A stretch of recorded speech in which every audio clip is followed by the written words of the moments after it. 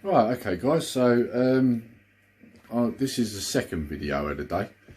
The reason I'm doing two is because obviously I've been doing an episode each week on Star Trek Discovery, and also The Mandalorian started again today as well, so two videos in one day today. So yeah, first thing I'm going to add, another pretty good episode actually. Much like the first two, it's going in the right direction, I'd say.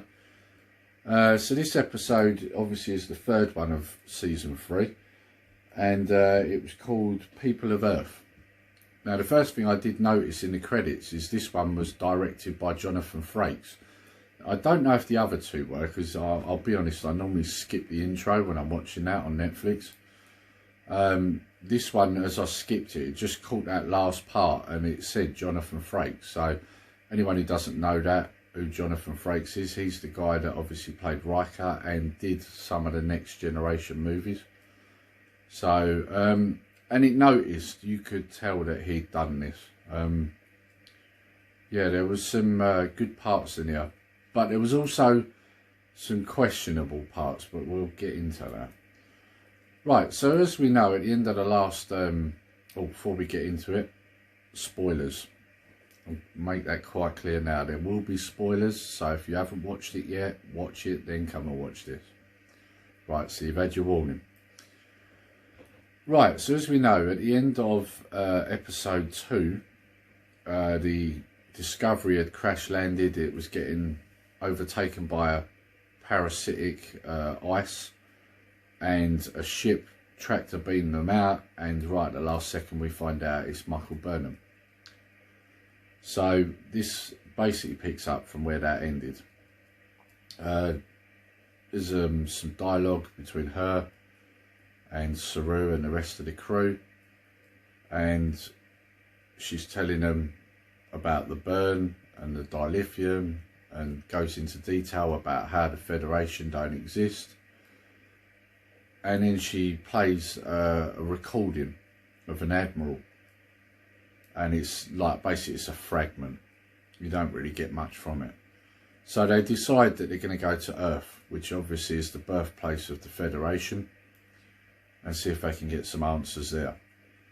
Now this is where it gets interesting, because they use the spore drive.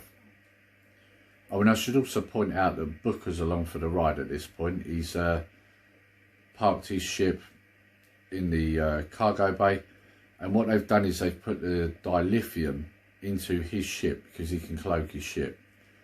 Because as we know from the first 2 episodes, dilithium is well sought after, and bandits and people like that will try and get it, couriers, etc. So yeah, they cloak it in his ship. So they use the spore drive. They decide that they're not going to jump too close to Earth. They're going to try and make out that they've been on some sort of long mission, which is exactly what they do. And that's why the ship is so old, and that they've basically returned, and that they've got no knowledge of what's gone on. So they basically jump to our solar system, carry on towards Earth, and then they find out there's some sort of defence force. You basically find out that the Federation is no longer on Earth. It moved off somewhere else. You find out that most of the ships exploded and it sounds like it's while they was at warp. And that now Earth is basically all on its own, and it's got its own little sort of defence force. And a load of inspectors end up on the ship, and they're studying it. And there's one in particular who's a young girl who apparently is 16 years of age, although she doesn't look 16, she looks quite a bit older, but that's besides the point.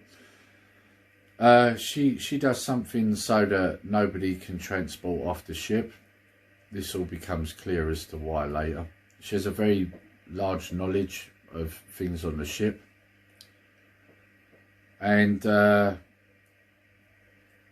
basically marauders turn up.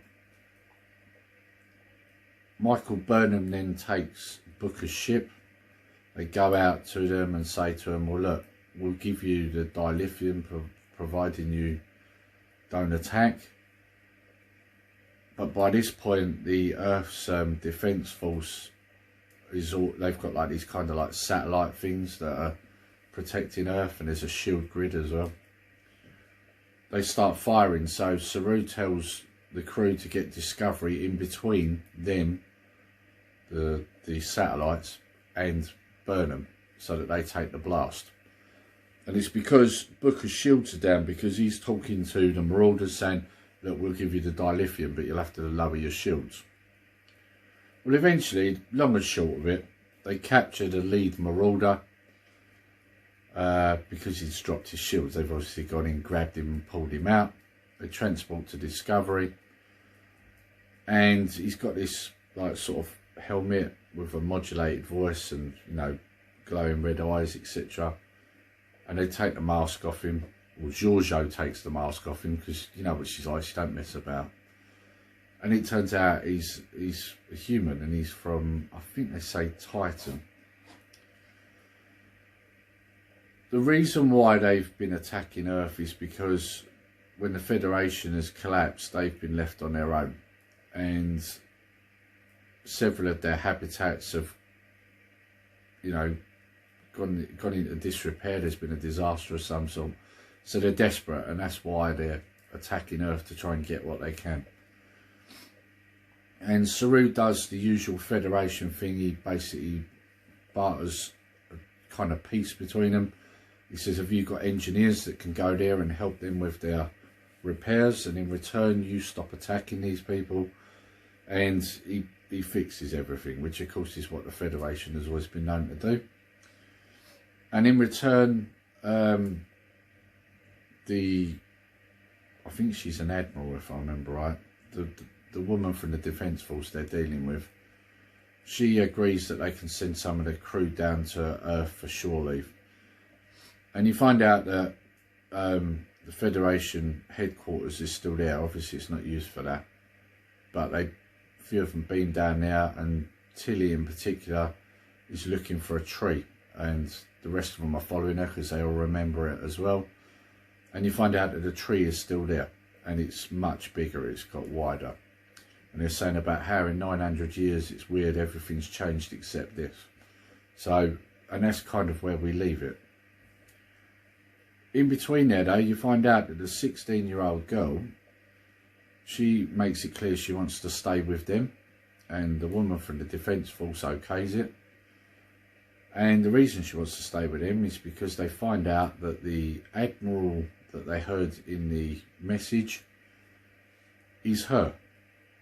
The reason it's her is because she's carrying a symbiote. And obviously we know from Deep Space Nine that Trill symbiotes carry the knowledge and memories from past hosts. But here's the part I've got the issue with. You find out that she's not a Trill, she's human. Now the reason I've got an issue with this is because we know that humans can't take Trill symbiotes. In fact, they make it quite clear in Deep Space Nine. So I don't know if you're meant to think that as technology's gone on, maybe they found a workaround, I don't know. But as a result of her having this symbiote and being human, she can't actually access the memories properly. So although she knows she carries this admiral's memories, she can't access them all. So obviously this is something we're going to see going onwards. So, but yeah, she stays on because she wants to help them find what's left of the Federation. Because we now know that headquarters was moved, so they're now looking to see where that's gone. The other thing to also mention in this episode is that Burnham decides that she doesn't want to be the captain. She passes that over to Saru. So Saru's now captain, she's now his first officer. She does make it clear to him that the reason she doesn't want to do it is because where she's been there a year, she's done things, maybe things she's regretted, although she doesn't say it in that way, but you can tell. And it's going to take her a while to adapt to the way it is on Discovery again. So obviously that's probably why she didn't want to be captain, because her judgment might still be a little bit flawed. So, but yeah, at the end of the episode they give, I obviously they've given Booker his dilithium for helping, and he's gone his way, and Burnham and Discovery are going their way. So yeah, so that's the long and short of it, really. Not I wouldn't say a massive amount happens in it, but enough for you to be intrigued. You know that the Federation has moved somewhere, so that still adds to the sort of like treasure hunt, if you like, that's going to be going on, or scavenger hunt, whatever you want to call it. And obviously Earth has become self-isolated, and I don't know what it is with these self-isolation stories. I mean, they've done this with Star Trek Picard. Like, you found out that they almost become sort of xenophobes. You know, they don't trust other races, and that they're keeping themselves to themselves. And they're doing the same thing with Discovery. At least with Discovery, it makes sense as to why this is going on. But again, I don't know. I don't know how much of a fan I am of it. So, but yeah, you know, a good episode.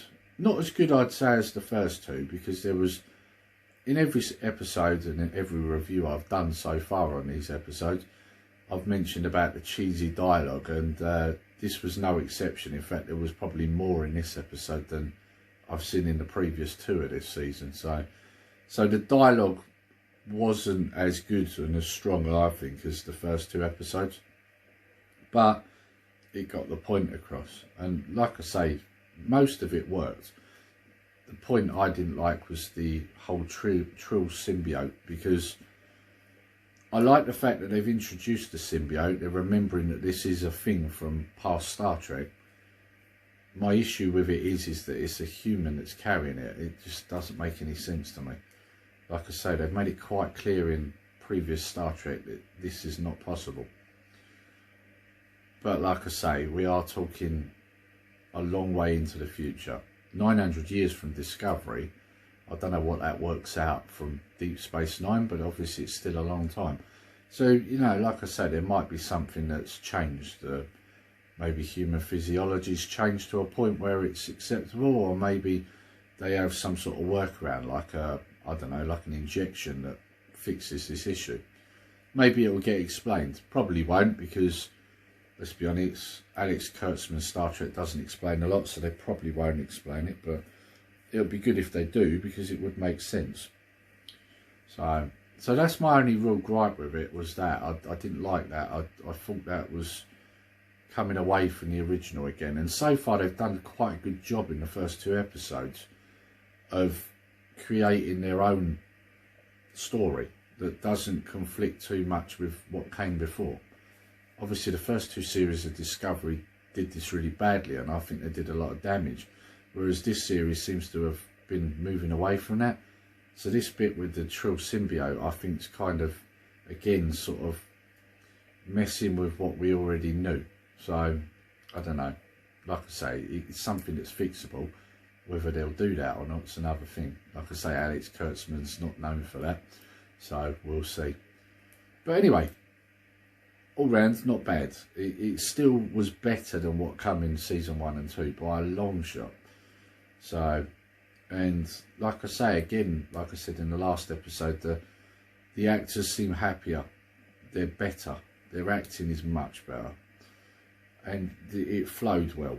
So there wasn't the sort of, when you watch the first two series, probably mainly because the dialogue was clunky, but you never got a feel that these characters really worked together. There was always something a little off with it. But so far, these first 3 episodes, it's worked well. You could quite believe that these people are friends, these people are a crew, these people have gone through hard times and come through it. It works. These 3 episodes, you know, they're working. So yeah, not the best episode, but definitely by a long shot not the worst. So yeah, if for some reason you are watching this and you haven't watched the episode, go and watch it and you'll see for yourself. I really think that's probably all I've got on that. So hope you enjoyed the video, guys. If you have, please like, share and subscribe. Hit the notification bell so that you're made aware of videos like this and our future ones, as well as live streams. And also, if you're not just a fan of Star Trek and you like Star Wars, we did a video on The Mandalorian, which is already up.